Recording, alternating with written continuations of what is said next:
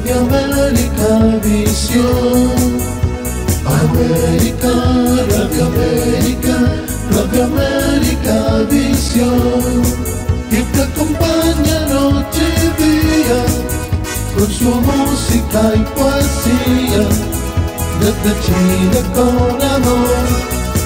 Y te acompaña noche y día con su música y poesía, desde Chile con amor.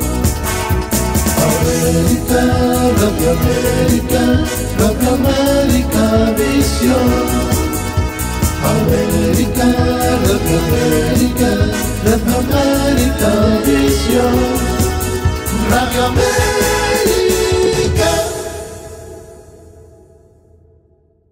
Bienvenidos amigos a una nueva edición de su programa favorito, Cuentos y Poesías, con la tribu de narradores. Y bueno, esta tarde tenemos la visita de dos personas a las que queremos darle una bienvenida muy especial. Ellas son Claudia Díaz Burga y Sebastián Fernández Valladolid. Ellos mismos se van a presentar porque vienen justamente en representación del Club Ribeiro, que tiene su sede aquí en Lima, Perú. Así que muy cordialmente los saludo, les doy la bienvenida en nombre de Radio América Visión, Claudia y Sebastián, y los micrófonos son suyos para que se presenten y nos expliquen, por ejemplo, ¿no? ¿Cómo es este tema del acercamiento con este autor tan especial de la literatura peruana, Julio Ramón Ribeiro? Tal vez puedan ustedes comentarnos, hacernos algún alcance de cómo se formó, cómo se forma un escritor. También quizás nos puedan comentar también por qué debemos leer a Ribeiro. ¿Por qué es importante Ribeiro? ¿Por qué a ustedes les llamó la atención Ribeiro? Y finalmente yo quisiera solicitarle también, si fuera posible, o que nos cuenten o que nos comenten algo sobre las obras, sobre los cuentos en especial, de Julio Ramón Ribeiro. Así que para ambos los micrófonos son suyos. Listo, muchísimas gracias. Buenas tardes, buenas noches, buenos días para la hora en la que nos estén escuchando. Para mí es todo un honor estar aquí, hablar de Julio Ramón, acompañado de Claudia Díaz. En lo particular, pues soy el community manager de este colectivo literario donde tuve el agrado de conocerla a Claudia. Y pues vamos a hablar de un escritor que de verdad tiene mucha mística. ¿Y por qué? Por ejemplo, en este año, en el 2022, si tú te acercas a cualquier feria de libro o te reúnes con personas de algún círculo literario o con estudiantes de secundaria o universitarios y les preguntas por algún escritor peruano, algún escritor que ellos consideren querido, pues sin duda, de entre tantos nombres, el que siempre va a resaltar más es Julio Ramón Ribeiro, ¿no? Y es algo que es una característica que se tiene desde ya hace mucho tiempo.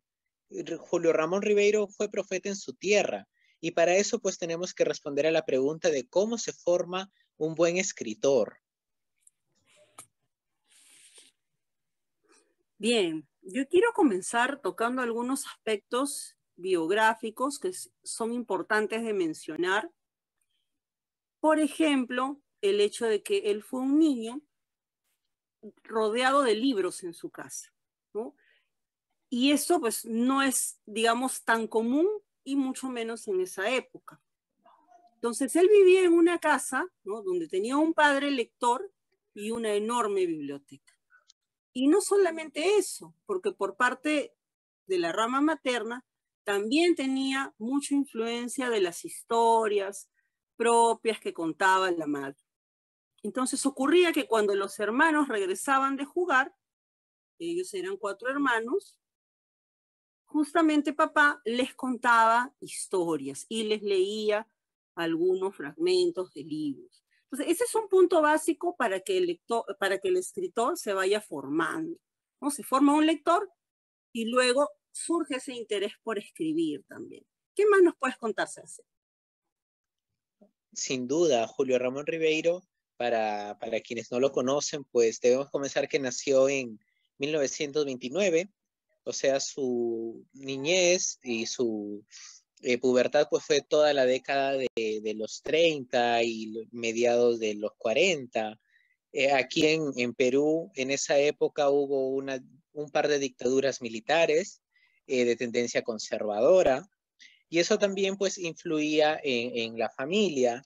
Él estudió en un colegio religioso para varones, y como es bien sabido en los colegios religiosos, el estilo de educación siempre es bastante pegado a la lectura, más que a las ciencias o a cualquier otra rama, a la lectura, ¿no? Y eso es algo que él tenía, ¿no? Como bien mencionaste, Claudia, que su papá le lea y su mamá también, en un país donde muchas veces las mujeres no tenían acceso a la educación o a la lectura, ¿no? En este caso, él por ambas partes disfrutaba de eso.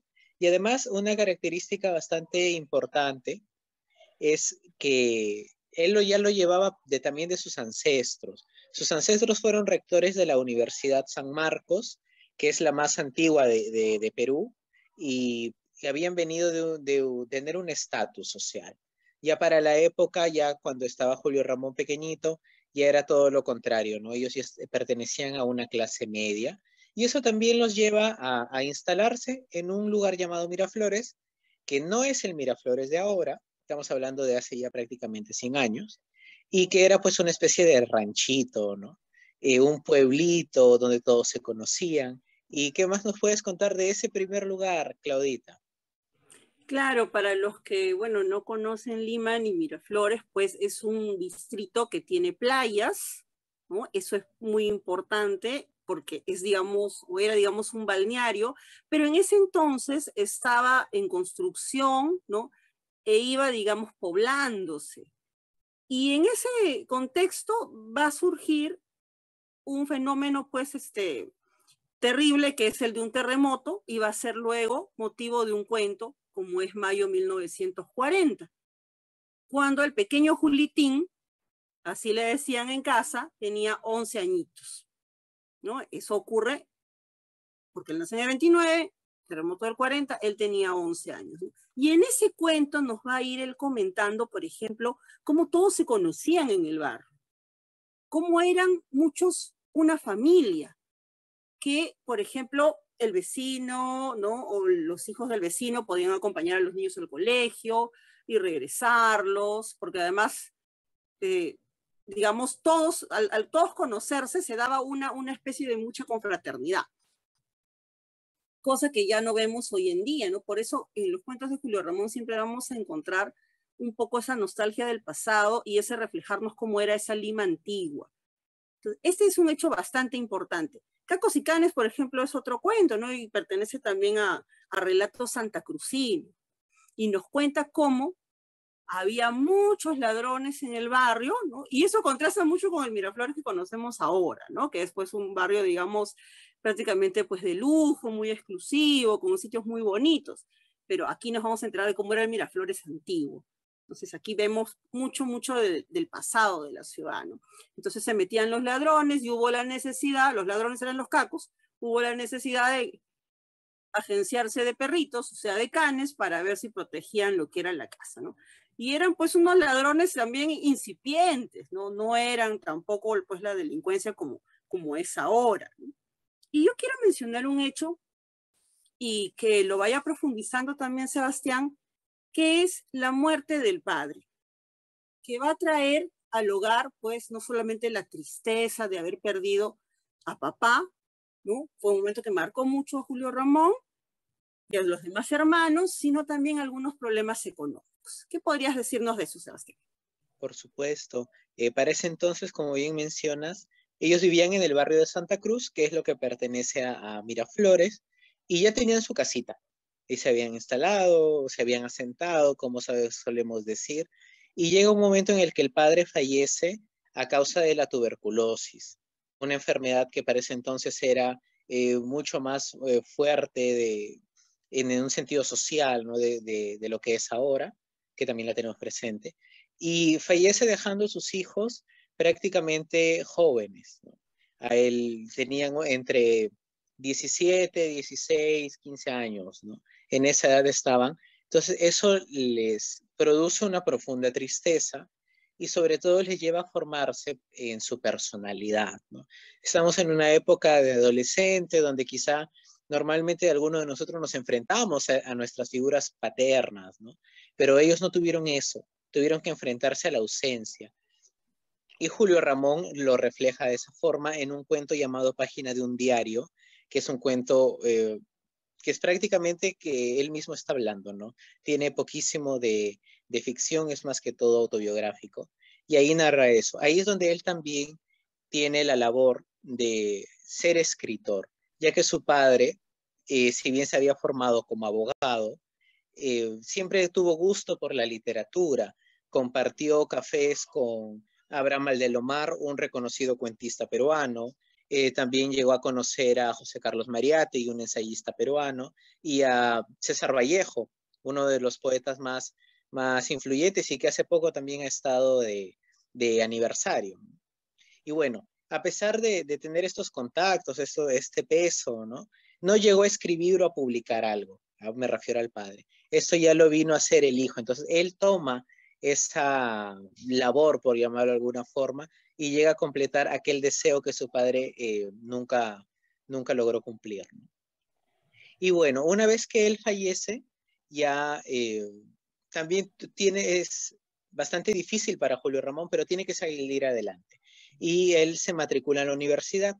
Y contrario a su tradición familiar, que como les había mencionado era de la Universidad San Marcos, él se inscribe en la Universidad Católica del Perú, que es hasta el día de hoy la universidad privada más importante que tenemos, ¿no? Y aquí él estudia Derecho. O sea, a pesar de todo, tiene ahí eso del apellido, ¿no? De seguir con el abuelo abogado, el bisabuelo abogado, el padre que estudió Derecho y él también. Pero nos vamos a dar cuenta que, a pesar de haberlo estudiado, él hace lo que de verdad le apasiona, que es escribir. Y para eso tiene que viajar, ¿sí o no, Claudia?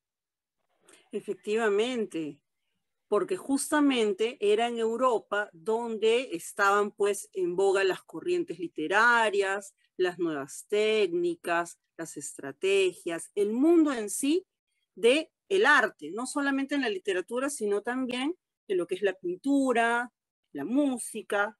Entonces él viaja a Europa gracias a una beca que obtiene, pero era una beca por pocos meses. Y luego allá en Europa él se ve en la necesidad de tener muchos trabajos, inclusive varios muy precarios, ¿no? Como por ejemplo cargador, recolector de periódicos, ¿no? Pero todas esas vivencias van a ir nutriendo lo que es el escritor. Y luego las vamos a ver salpicadas, reflejadas en muchos de los cuentos, ¿no? Hay varios cuentos de Julio Ramón Ribeiro que tienen ciertas anécdotas biográficas, ¿no? Y obviamente mantenerse en Europa pues es muy costoso y también él un poco dependía de algunos tíos de aquí de dinero que enviaban, ¿no? Apoyos para él, ¿no? Sin pensar que después iba a convertirse en el gran escritor pues que llegó a ser, ¿no? Porque él disfrutó en vida de un gran premio, ¿no? Y del éxito y el cariño de la gente. Y hubo ese interés, ¿no? Porque también es importante mencionar que para escribir se necesita muchas horas, se necesita tranquilidad, se necesita tiempo, ¿no? Pero también él va a vivir un poco lo que es la bohemia europea, porque algunos amigos suyos también habían viajado o iban por temporadas por allá. Y antes de pasar a nuestro siguiente punto de por qué es tan interesante leer a Ribeiro, no podemos dejar de mencionar la importancia de Miraflores y la Huaca Juliana, llamada en ese entonces, ahora conocida como Huaca Pucllano, donde todos los amigos iban y corrían y jugaban y se escondían, ¿no? Lima está llena de lugares arqueológicos, ¿no? Donde uno excava, encuentra una huaca y esta es muy importante y muy grande. Cuéntanos algo más de esto, Sebastián, ya que tú eres además arqueólogo, y de ahí pasamos al siguiente punto. Por supuesto, y es más, como bien mencionas, es un cuento para mí que me trastoca más, ¿no? Porque tiene que ver con lo que yo hago, y es el cuento Los Huaqueros, donde precisamente él usa a la huaca como telón de fondo para contar una de las tantas historias que él veía. Como les mencionábamos, era un pueblito, no era una ciudad con autobuses ni nada por el estilo, ¿no? Entonces, el hecho de huaquear, que para quienes nos oyen de otros países, quizá el término no les ha de ser tan familiar, es profanar, ¿no? Es ir a profanar a un sitio arqueológico, a sacar los ceramios que puedan encontrar ahí y luego venderlos, ¿no? Eso es huaquear, y quien lo hace es un huaquero. Es por eso que él los toma de personajes, ¿no? Además de ese relato, él tiene otro titulado sobre los modos de ganar la guerra, que también se desarrolla en la Huaca Pucllana. Ahí tiene también un poco de humor, pero luego hablaremos del humor del escritor. Y este cuento nos narra que iban desde saliendo de su cole para realizar lo que era instrucción militar, iban a la Huaca y hacían una especie de invasión y todo lo demás, una guerra de trincheras, ya tendrán que leerlo. Y bueno, también nos narra cómo en ese tiempo no había ese cuidado por el patrimonio, ¿no? Y ahora, bueno, la Huaca Pucllana es un importante sitio turístico también en nuestra ciudad, aquí en Lima, para quienes quieran visitarla o recorrerla.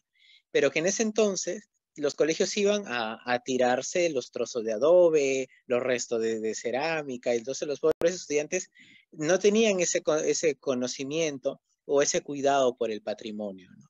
Y es de esta manera que podemos ver cómo Julio Ramón utiliza a distintos personajes medianos, pequeños, que quizá muchos de nosotros no vemos, ¿no? Pero luego hablaremos de los personajes ribeirianos. Continuemos con el siguiente punto, Claudia. Excelente. Muy bien, ya hemos hablado entonces de cómo se forma un escritor y ahora vamos a comentar por qué es interesante leer a Ribeiro. ¿Qué siente uno cuando lee a Ribeiro? Para empezar, uno se encuentra cuando ve a Ribeiro. Y no solamente se encuentra a sí mismo, sino ve muchos aspectos que aún persisten en la sociedad, no solamente del Perú o de Lima, sino las sociedades en general de América Latina. Porque si algo nos ha demostrado este tiempo de pandemia es que en realidad no somos tan distintos como pensábamos. Entonces uno se encuentra actitudes, encuentra formas de pensar y de afrontar la vida y de relacionarse con los demás también. Y yo quiero comentar la importancia, por ejemplo, que tiene en Ribeiro la economía del lenguaje. Él es muy preciso al momento de escribir, dice mucho en pocas palabras. Su estilo, sencillo, aparentemente llano, encierra además mucha profundidad. Y no solamente eso, esa profundidad va a conectar con algún evento de la vida del lector. Porque como siempre mencionamos, pues Ribeiro habla mucho de cosas que le suceden a personas, ¿no? Personas como nosotros, personas cotidianas, ¿no? Narrativa urbana, le dicen, ¿no? Pero él también ha hecho algunas obras, digamos, en otras locaciones, eso vamos a comentar después, pero básicamente su narrativa de cuentos es urbana. Y otro punto muy importante también es el estilo depurado.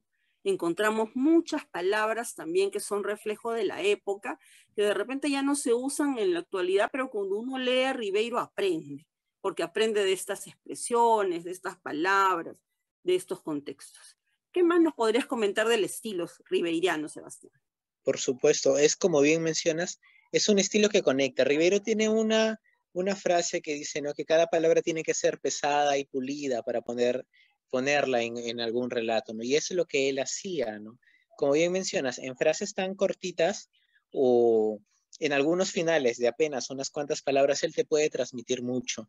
Y sobre todo que era una persona que veía, era muy observador. Él no era el que jalaba al grupo, el macho alfa en este grupo de amigotes, ni nada por el estilo. Al contrario, él estaba a un lado, observando, escuchando cómo hablaban, viendo qué acciones tomaban y todo lo demás. Y eso le permite también tener mucha mayor profundidad de la condición humana, ¿no? Asimismo, como bien mencionaste, él en su estadía en Europa no la tuvo pues nada fácil, ¿no? Y realizó una serie de trabajos que hizo que cuando se enfrentase a la máquina de escribir, a la página en blanco, le tuviese mayor profundidad. Y acordarse del barrendero cuando él barría el piso de un hotelucho, o acordarse de los niños que recolectaban basura para darle a un cerdo, cuando él tenía que hacer lo mismo, recolectando toda la basura de sus vecinos para poder botarlas, ¿no? Entonces ahí es donde vemos que él se siente también reflejado en los personajes, ¿no? Y eso impacta en nosotros mismos, porque ¿quién no ha conocido al panadero o al bodeguero, ¿no? Esas pequeñas historias que están alrededor nuestro y que a veces por el ajetreo del día y el trabajo, etcétera, las dejamos de lado, pero que leyendo Julio Ramón las traemos también nosotros a nuestro presente, ¿no?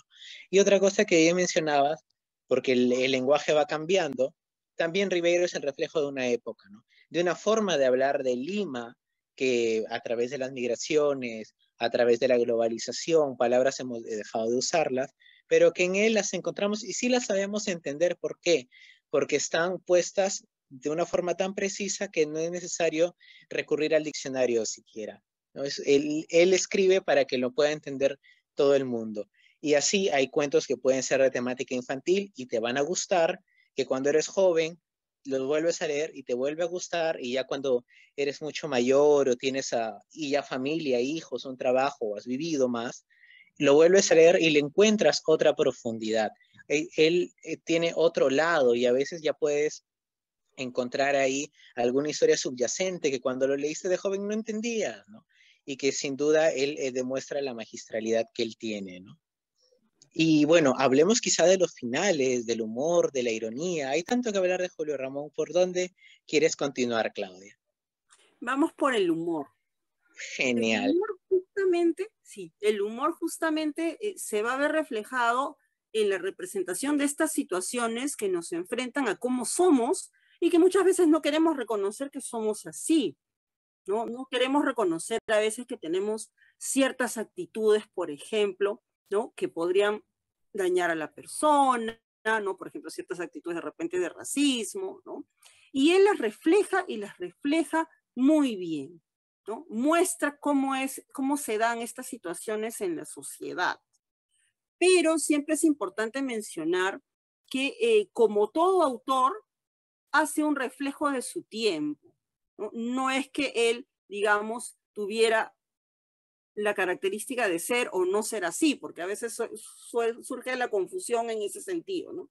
Y dicen, yo he escuchado muchas veces de algunos autores, ¿no? Este autor es un autor racista, ¿no? O este autor es un autor machista, ¿no? Son términos que se usan actualmente para mencionar o para etiquetar a los autores, lo que es absolutamente incorrecto, porque el autor lo único que hace es mostrar, nos refleja lo que sucedía en su tiempo, en el tiempo en que él vivió. Y el humor de Ribeiro justamente tiene esas pinceladas de lo que llamamos humor negro, pero hay que saberlo apreciar también. Muchas veces está, digamos, un poco oculto, ¿no? No está tan visible, no está tan claro, pero ahí está muy presente. Lo vamos a conversar también cuando veamos algunos de los cuentos y vamos a ver cómo esas cosas que parecía que ya no se daban, se siguen dando en la actualidad. Ahora quisiera también comentar acerca de que es muy importante en Ribeiro el paso del tiempo. El paso del tiempo es importante porque para él, digamos que vio o tuvo la oportunidad de ver cómo Lima iba creciendo, se iba formando, se iba poblando, y fue viendo también las migraciones, cómo llegaban a la ciudad, las migraciones del interior del país a la ciudad, y luego viajó a Europa y regresó y encontró otra Lima, ¿no? Todo eso lo va a reflejar en su cuento, ¿no? Y va a ser muy importante esos cambios. Sentimos esa nostalgia del paso del tiempo. Y otro aspecto muy importante es el de la palabra ribeiriano, porque Ribeiro, digamos, tiene la característica de que su apellido se ha convertido prácticamente en lo que es una característica literaria.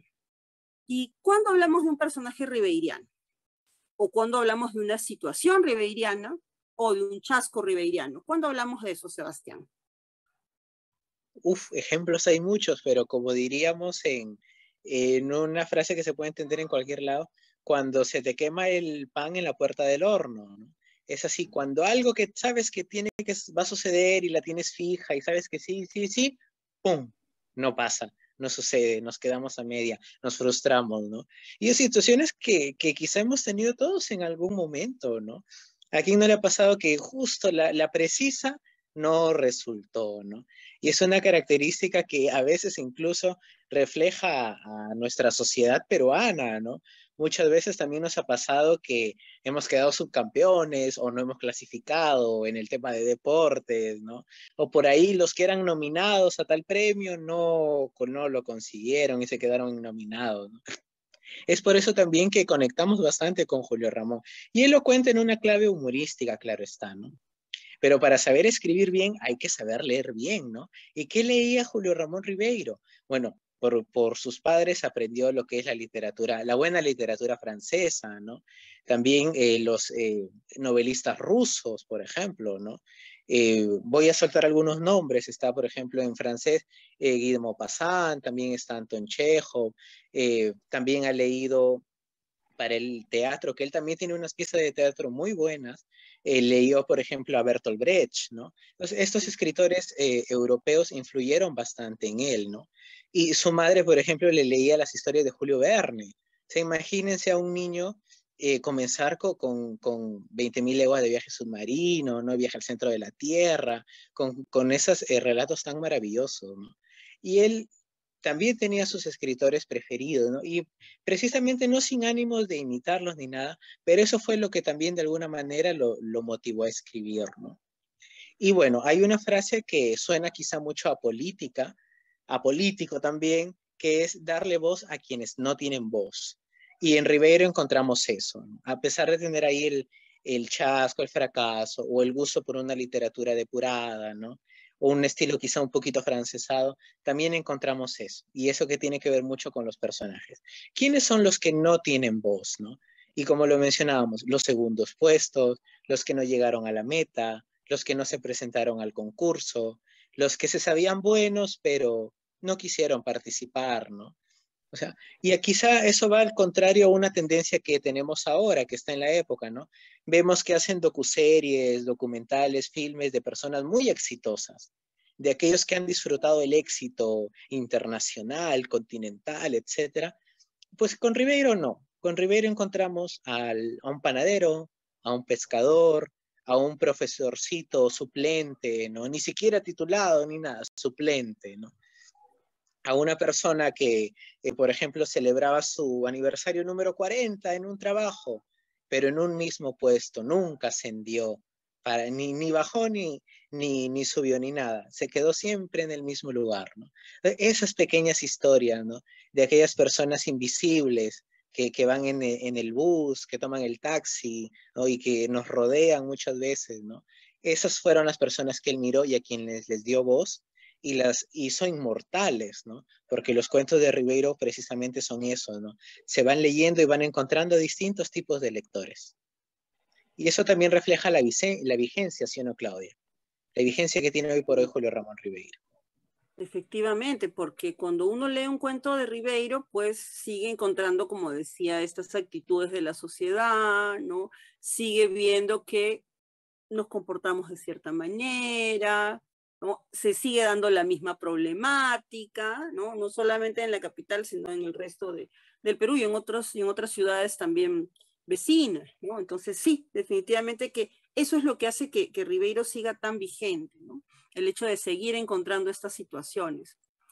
Y como bien has dicho, por esta razón de darle voz a los que no tienen voz, ¿no? La recopilación de esos 97 cuentos lleva por título La palabra del mudo.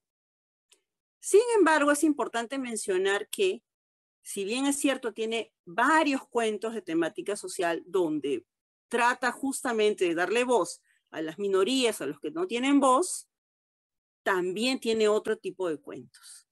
Porque yo siempre digo, en Ribeiro no hay pierde, porque encuentras de todo.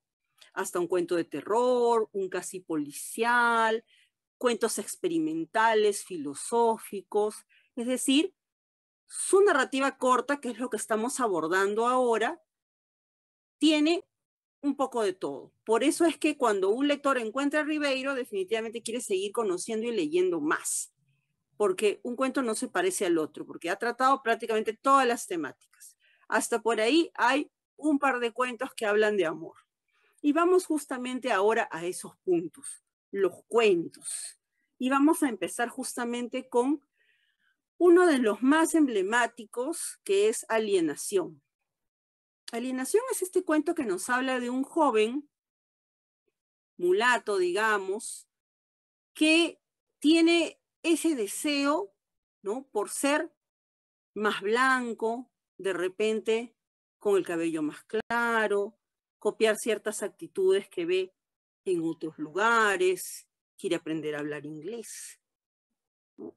¿Vemos eso en nuestra sociedad actual, Sebastián, o no lo vemos? Por supuesto que sí, ¿no? Estamos ahorita, vivimos en una sociedad de filtros, por ejemplo, en las redes sociales, ¿no? De trabajos donde te piden buena presencia.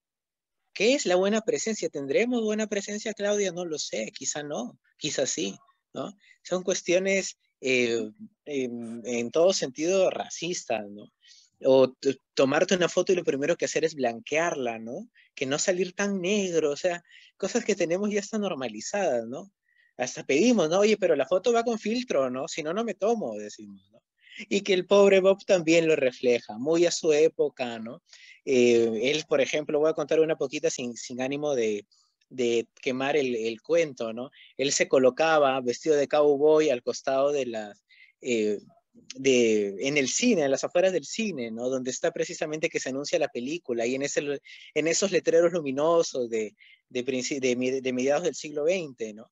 Y ahí él se colocaba como esperando que alguien le diga, oye, sí, pues te pareces al actor. Y nadie nunca le decía nada, pues, porque era de otro color de piel, ¿no? O sea, cosas así. Y Bob se va hasta Estados Unidos y ahí se da cuenta que no es el único y que no solo le sucede a él, que también hay un Bob musulmán, hay un Bob asiático, hay un Bob de la Europa del Este, ¿no? Todos que se dejan enamorar y engatusar por el sueño americano.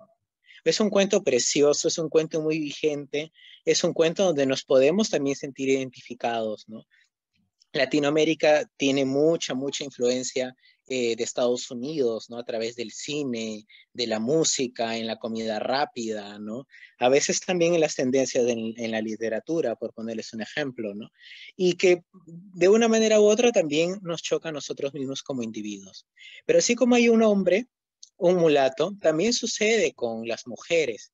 Y por ahí hay un cuento precioso que se llama Las Tres Gracias. Estas son tres hermanas que llegan de la Amazonía de nuestro país, de acá del Perú, y que como en cualquier lugar, cada región también tiene su estereotipo, ¿no? Y pues las mujeres de la selva, se dice, porque nadie nunca dice, se dice, ¿no?, que son muy alegres, que son fáciles de conquistar, que como son de la selva son muy ardientes, exóticas y exuberantes, ¿no? Y estas señoritas, estas tres hermanas, tres gracias, pues también llegan a sufrir los estragos de estos estereotipos, ¿no? Llegan a un barrio que, como lo decíamos, se conocían todos, tú podías llevar al hijo de tu vecino sin ningún problema, te sabías el nombre de todos, qué hermana tenía tal vecino y cuál no, y llegan estas tres mujeres y ponen de patas arriba, sin querer y muy a su pesar, a todo el barrio, ¿no? Que hasta el padre de Julio Ramón, tan ético y todo, volteaba a verlas. ¿Qué le sucederá a estas tres gracias? Tienen que leer el cuento. Claro, definitivamente, esa es la idea, ¿no? Que justamente los que nos están escuchando se animen a leer los cuentos, ¿no? Y yo también podría comentar aquí, en el caso de Las Tres Gracias, que los rumores venían justamente porque ellas, digamos, no solamente tenían estas características que no solamente son propias de la gente de la selva del Perú o que se toman como que sean de la gente del Perú, sino de cualquier país donde sea muy caluroso, ¿no? Decimos, uy, las chicas de Brasil de repente son así, ¿no? Las chicas de Colombia también. Entonces pasa mucho a nivel del mundo también en los lugares que son así calurosos, ¿no? O tropicales. Bueno, ellas no se les conocía trabajo, no se les conocía estudios, y de ahí venían los rumores, decía, ¿y cómo estas chicas se mantienen, no? ¿De qué viven? Y eso es lo que va a hacer que el barrio se vaya contra ellas, porque las van a considerar de repente pues chicas de la mala vida, ¿no? Pero si es así o no es así, ya lo vamos a descubrir cuando leemos, o por ahí también puede ser que nos dejen un poco en la duda respecto a eso. Entonces, ¿cómo miramos al otro? ¿Cómo etiquetamos? ¿Cómo somos de prejuiciosos? Es algo que persiste hasta nuestros días. No es algo que sea del 50, ¿no? El cuento se puede haber escrito en esas épocas, pero hasta ahora, 70 años después, todavía vemos esas actitudes. Y justamente quería comentar algo también, antes de pasar a otro cuento, algo más de alienación. En Alienación, nuestro Bob en realidad se llamaba Roberto, ¿no? Él se pone Bob por querer pues parecer, ¿no?, un chico de Estados Unidos. Pero aquí también había una joven que era Keka, ¿no? Y así como Roberto quería ser más blanco y más rubio y más alto y hablar inglés, Keka, que era una chica muy guapa, quería casarse con el que fuera más rubio, ¿no? Con el que lo viera más fuerte, más alto, más guapo. Y ahí también vamos a ver cómo es el final de Keka por fijarse solamente en las apariencias. Así que pasa para ambos, ¿no? Y vamos ahora con lo que son los cuentos fantásticos, porque como decíamos, Julio Ramón Ribeiro también exploró otras especies literarias. El cuento fantástico, casi por excelencia de Julio Ramón Ribeiro, es La Insignia. Y La Insignia es esta historia en la que un hombre está pasando por la calle y de pronto ve algo que brilla a lo lejos, se acerca, lo recoge y es una pequeña insignia, ¿no? Un pequeño pin.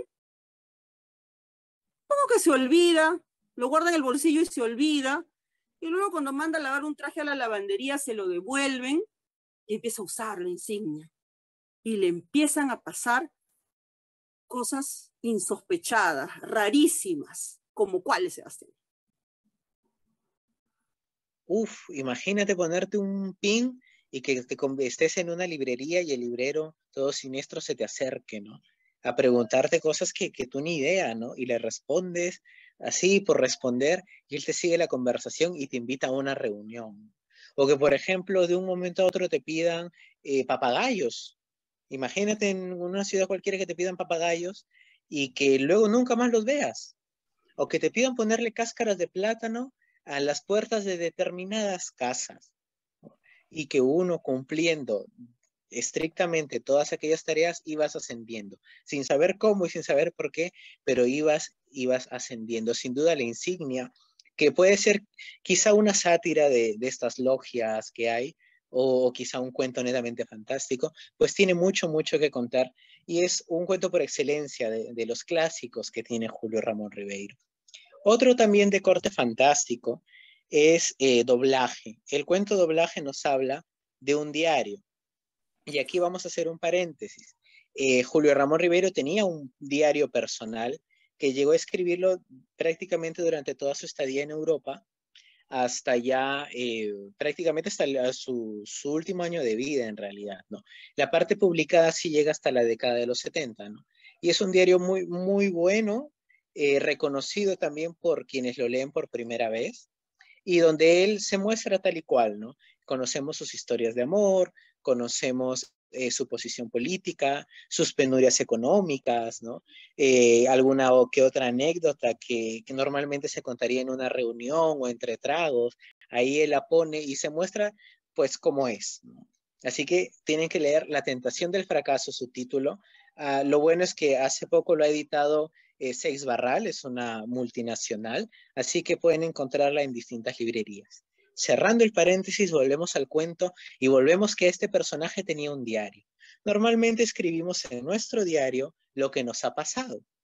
Imagínense que este diario tenga lo que te va a pasar, con fecha, con año, hasta con hora, con todo, vamos. Y con cosas que te van a pasar y que te das cuenta y te van sucediendo.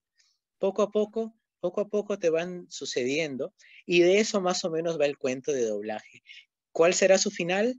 ¿Qué sucederá al final? Tienen que leerlo, naturalmente, pero es un cuento que también nos demuestra que Ribeiro, pues como bien dices tú, tocaba distintos temas, ¿no? Hemos visto que esta realidad es social, hemos visto cuentos que quizá con un poco más de humor o en clave fantástica, y es que entre tantos escritores que leía, también había leído a nada más y nada menos que Frank Kafka, y sus primeros cuentos incluso son escritos en clave fantástica, ¿no? Y entre ellos ya, Doblaje es un cuento quizá con un poco más de madurez como escritor, ¿no? Es una delicia de cuento y del cual, ¿qué nos quieres comentar, Claudia? Porque es uno de tus favoritos también. Sí, y de los primeros que leí, además, porque aquí nos habla de que todos tenemos un doble que vive en las antípodas. Y yo pues lo leí muy joven y yo decía, ¿y dónde estarán las antípodas? Y si me encuentro con mi doble, ¿no? Tenía miedito, de verdad que sí, porque lo leí a eso de los 11, 12 años más o menos, ¿no? Entonces me impactó.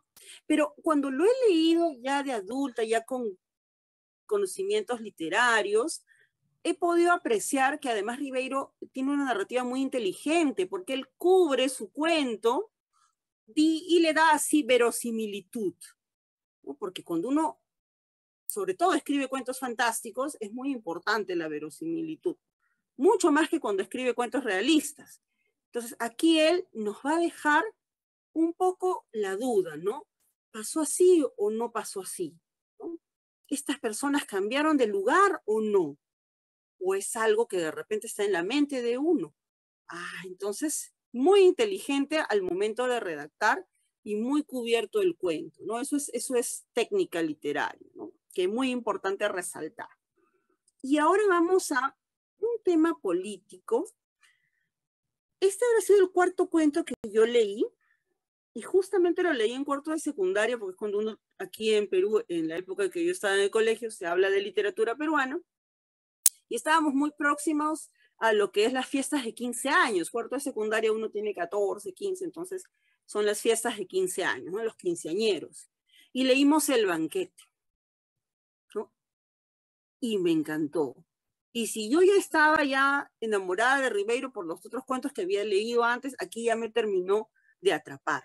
Porque justamente vemos en este cuento, obviamente en ese momento no me di cuenta, nos dimos cuenta todas con la ayuda de nuestra profesora, ¿no? Como por ejemplo, el nombre del protagonista, don Fernando Pasamano, tenía mucho que ver con lo que iba a pasar en el cuento.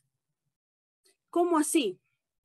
Y es algo que Ribeiro suele hacer, muchas veces le da a su personaje el nombre que va a ser una característica importante. Por ejemplo, hay un cuento, una medalla para Virginia, y Virginia pues era una chica virginal, inocente. Entonces, Virginia virginal. Entonces, aquí don Fernando Pasamano, ¿no? Tiene la idea justamente de pasarle la mano, es decir, como decimos aquí, sobonear o adular al político de turno. ¿Qué más nos cuenta, Sebastián? Por supuesto, es una característica muy latinoamericana en realidad, ¿no? Ponernos al sol que más calienta, ¿no? Y después cierto, ¿no? Por algún lado, este señor decía que era pariente del presidente, ¿no? Del de turno, ¿no? Y entonces le organiza todo un banquete, ¿no? Ahí su casa la transforma totalmente, todo por el banquete, y algo ha de suceder en ese banquete. Y pues era más que obvio que no lo hacía por bueno, ni por familiar, ni nada. Algo también quería este personaje, don Fernando Pasamano. Es un cuento muy gracioso, es un final por excelencia también, no vamos a quemar el final, y sobre todo es uno de los que yo particularmente recomiendo a quien se quiere iniciar en la obra de Julio Ramón. A veces te preguntan, ¿no? Del Club Ribeiro, ay, sí, ¿y qué me recomendarías de él? El banquete. Sin pensarlo, digo el banquete. Y además porque como lo mencionaba acá, está el tema de los finales, ¿no? De eso que ya veníamos contando, que suele pasar, que ya la tienes fija y que algo por ahí no lo logra, ¿no? Es un cuento por excelencia, es un cuento de los primeros también, los primeros libros que él había escrito. En una primera etapa, como muchos escritores, también Julio Ramón tuvo que tocarle la puerta a editoriales pequeñas, editoriales que sobreviven unas cuantas publicaciones y luego desaparecen, ¿no? Libros en formato llenos de erratas, pequeñitos que quizá algunos sobreviven al paso del tiempo, otros no, ¿no? Para que Julio Ramón llegase a ser publicado por estas grandes transnacionales como son Sex Barral o Alfaguara o la europea Tusquets, tuvieron que pasar muchos, muchos años todavía. Pero algo bueno de Julio Ramón es que fue profeta en su tierra. Estaba, como bien mencionó Claudia, ya nos lo dijo, era uno de los escritores que tuvo el lujo de ser leído, y hasta ahora es leído en los colegios, ¿no? Algo que no cualquiera puede lograr, ¿no? Y él tiene un episodio bastante importante, y que él siempre lo rememoraba, que una vez un grupo de mujeres, de estos colegios de mujeres, de una escuela nacional, se le acercan y le regalaron estas cintas de las máquinas de escribir y lapiceros, tintas, plumas, etcétera, para que él continuase escribiendo. Es una escena bastante bonita, creo que para cualquier escritor, y es algo que a él le quedó en el corazón y dijo, pues, algo de bueno habré hecho, ¿no? Para que me hagan un presente de esta forma. Pero bueno, así como también él nos habla de esta situación política un poco en clave de humor, también nos demuestra, ya con un cuento llamado Los Moribundos, algo totalmente distinto, ¿no? Nos habla de lo difícil que es construir una identidad nacional en algo que no sea el odio, y sobre todo lo ficticio que son las fronteras. ¿Qué es una frontera sino una construcción social, ¿no? Trazamos una línea muchas veces imaginaria y decimos, hasta acá llego yo, hasta acá es Perú, hasta acá es Brasil, hasta acá es Chile, ¿no? El resto es extranjero, el resto no es nuestro, ¿no? Y es algo que lo demuestra en este relato, que se sitúa en la guerra de 1941 que tuvo Perú contra Ecuador. Bueno, Perú ha tenido conflictos limítrofes con prácticamente todos sus vecinos, pero el conflicto con el Ecuador fue el más largo. En realidad, este se ha venido a solucionar ya de por todas recién a mediados de los años 90. Y este cuento fue escrito mucho antes incluso, ¿no? Pero la guerra que más se recuerda de todas las que tuvimos en todo este tiempo fue la guerra del año 41. Aquí hay dos moribundos, uno peruano y el otro ecuatoriano, y llegan a una casa en Paita. El puerto de Paita se encuentra en el norte de Perú, en la región de Piura, una región soleada, una región alegre, una región donde además están otros cuentos como el que mencionaste, Claudia, una medalla para Virginia, cosas de machos también, ¿no? Y es uno de los pocos lugares que Julio Ramón menciona muy aparte de Lima. Pues bien, nuestros moribundos están en Piura, en el puerto de Paita, y trataban de comunicarse, ¿no? con quienes los tenían de prisioneros, ¿no? Porque no les daban atención. Y resulta que uno de ellos hablaba en quechua. Y las personas peruanas que vivían ahí, que los tenían, no entendían el quechua. ¿Y quién lo llegó a entender a este pobre? Su rival de armas, el hermano ecuatoriano, ¿no? Él fue quien lo leyó y él lo ayudó a traducir una carta, ¿no? Y pues esto nos demuestra que muchas veces tenemos muchas más similitudes que diferencias, ¿no? Hubo un caso siempre, se menciona, hay una polémica que tiene Perú con Bolivia, por ejemplo, por el tema de la morenada, la diablada y las distintas tradiciones culturales del altiplano. Pero es que el altiplano era uno solo, ¿no? Y hasta hace 200 años no más, porque en realidad como cultura es muchísimo más atrás, hace recién 200 años se ha partido en dos, entre Perú y Bolivia, ¿no? La cultura es una sola que está partida, entonces no podemos decir esto es mío y no es tuyo, ¿no? Entonces caemos en el absurdo. Y Julio Ramón lo vio ese problema y lo hizo cuento. Y es un cuento precioso, ¿sí o no, Claudia? ¿Qué quisieras agregar de Los Moribundos? Efectivamente, es un cuento hermoso que nos demuestra justamente que tenemos en realidad más semejanzas que diferencias y que estas semejanzas provienen pues desde las culturas prehispánicas, ¿no? No solamente el idioma, sino también algunas manifestaciones artísticas. Así que es muy importante valorar al hermano y conocer más de él y pues no pensar que somos tan diferentes, ¿no? Sino más bien concentrarnos en lo que nos une. En el caso de estos dos moribundos, solamente había una forma de diferenciarlos, que era el calzado, porque uno de los ejércitos usaba botas y el otro ejército usaba zapatos, pero cubría la pantorrilla con una especie pues de vestimenta de cuero que se asemejaba a la bota. Pero estos moribundos de nuestro cuento estaban descalzos. Entonces los rasgos eran similares. No había una diferencia entre el peruano y el ecuatoriano, como para decir, este es el peruano o este es el ecuatoriano. Y eso va a causar además mucha conmoción en la casa donde ellos van a llegar, ¿no? Porque recordemos que en el caso de una guerra, pues justamente se buscaban cuartos vacíos para albergar a los moribundos, porque los hospitales no se daban abasto. Entonces vemos no solamente las reacciones de esta casa, sino también las reacciones del pueblo, ¿no? De todos los demás, de todos esos personajes, como por ejemplo, en cierto bar, ¿no? De repente no los querían admitir y cuando ya estaban acabada la guerra, se olvidan de los moribundos. Y ellos estaban ya celebrando, ¿no? Y ellos querían saber qué hacer pues con ellos, cómo hacer llegar al que estaba pues al que era de Ecuador a su país, pero una vez firmada la paz se olvidan de ellos y entonces nos confrontan mucho nuestras actitudes humanas. Pero el cuento por excelencia de Julio Ramón Ribeiro y el que él consideraba su mejor cuento es Silvio en el Rosedal, que es un cuento que nos habla de música, ¿no? Que nos habla del aire de haciendas, que nos habla de un amor otoñal por alguien mucho más joven. ¿De qué más nos habla Silvio en el Rosedal, Sebastián? ¿Y por qué es tan importante para Julio Ramón? Silvio en el Rosedal es una búsqueda, ¿no? Una búsqueda que se hace. El pobre Silvio, vamos a contar un poquito la historia, vamos a dejarla hasta la mitad. El pobre Silvio era un italiano afincado en Lima, también de familia italiana y todo, que de un momento a otro recibe una hacienda como herencia. Su padre fallece y le dan una hacienda. Y él no tenía ni idea, él no era una persona de campo.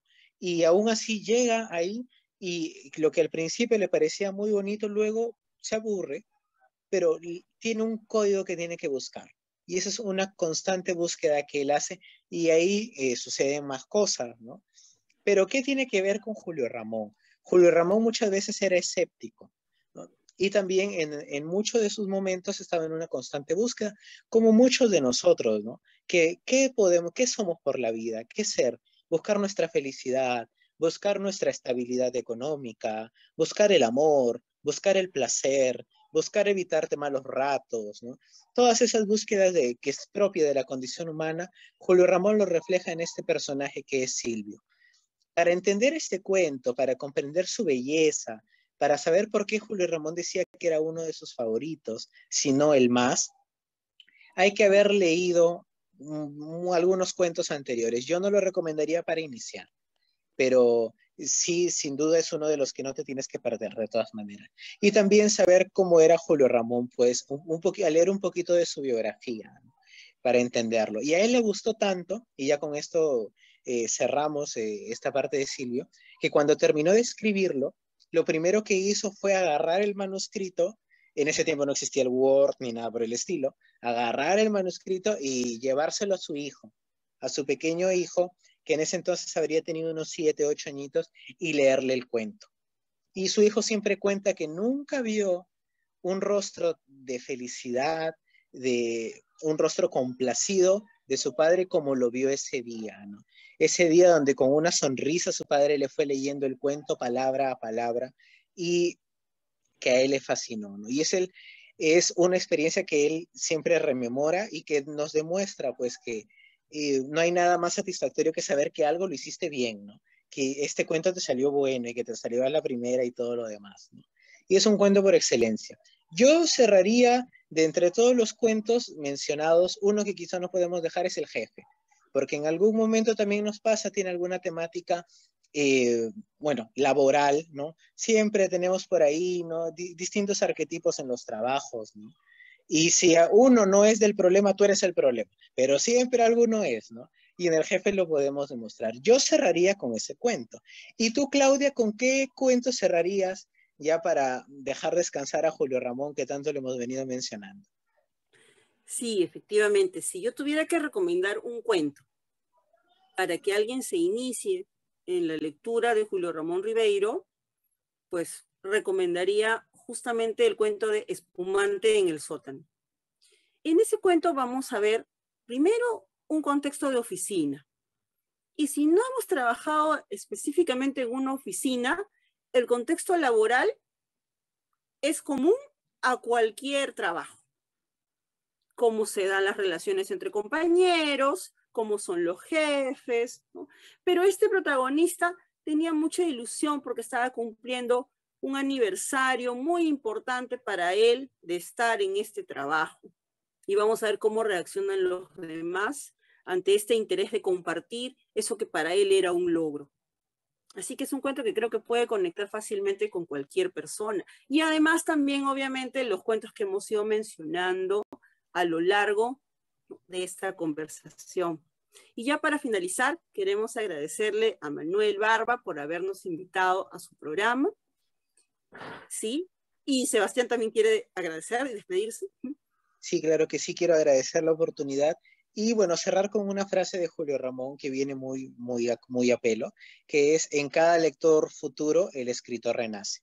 Así que una plática como esta también nos ayuda a hacer que Julio Ramón se mantenga vivo y que más personas lo lean, que de eso se trata. Muchísimas gracias.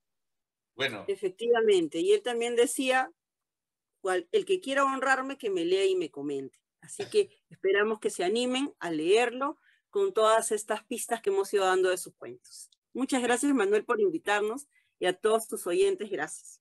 En definitiva, esta ha sido una tarde deliciosa de escuchar muchísimo de este insigne escritor Julio Ramón Ribeiro. Y qué mejor que en estas voces de Claudia Díaz Burga y Sebastián Fernández Valladolid. Cuentos y poesías con la tribu de narradores y Radio América Visión les agradece con corazón la disposición, el tiempo y los contratiempos que nos ha tocado también afrontar para poder llegar a esta conversación. Así que yo los comprometo también a que regresen en una próxima oportunidad para seguir comentando sobre este narrador. Y así termina una tarde más, un programa más de cuentos y poesías con la tribu de narradores. Los esperamos la próxima semana.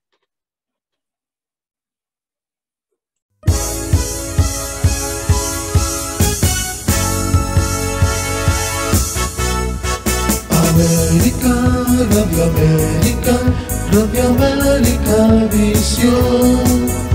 América, Radio América, Radio América Visión. Y te acompaña noche y día con su música y poesía, desde Chile con amor.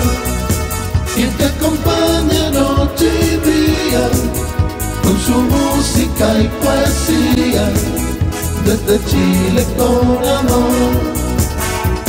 América, Radio América, Radio América Visión. América, Radio América.